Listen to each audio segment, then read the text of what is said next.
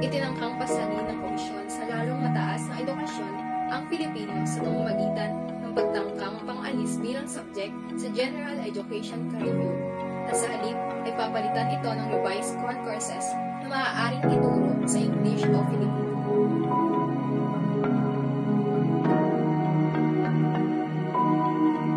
Taong 2013, nang simulang ipaglaban ng lahat ng nagmamahal sa wikang Filipino sa pangunguna ng Alyansang Tanggol Wika upang ipagpatuloy ang asignaturang Filipino sa antas ng kolehiyo sa kadahilan ng naglabas ang bagong General Education Curriculum, ang CHED o Komisyon sa Lalong Matataas na Edukasyon.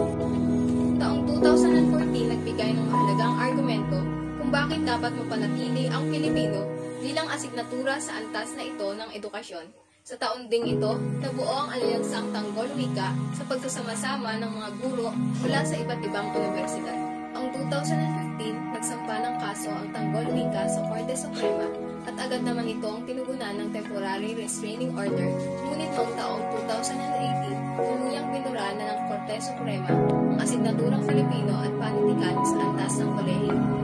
Taong 2019, inihain nina ACT Teachers Party List Representative Antonio Tino at Representative Franz Castro sa Kongreso ang panukalang batas bilang 8954 na nagtatakda na hindi bababa sa siyam na unit ang asignaturang Filipino.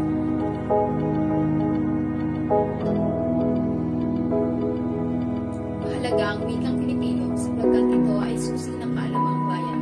Kaloob dito, ang mga kaalamang patuloy na hinuhubog sa bayan.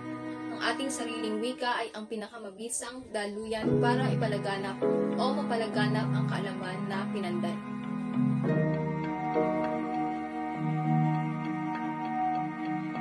Napakalaki ng papel na ginagampanan ng wikang Filipino sa kontekstualisadong komunikasyon sa kadahilan ng mula sa napakaraming wika na ginagamit sa kapuluan ng Pilipinas ay may pambansang wika na nagbubuklod sa ating mga Pilipino.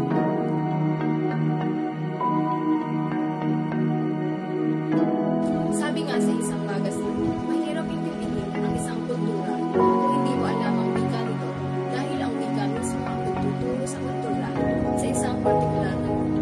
Ibig sabihin, bago natin palakasin ang ibang aspeto na meron ng ating bansa, dapat naunahin ang pagpapaunlad sa ating wikang pambansa sapagkat ito ay isang simbolo ng ating pagkakakilanlan.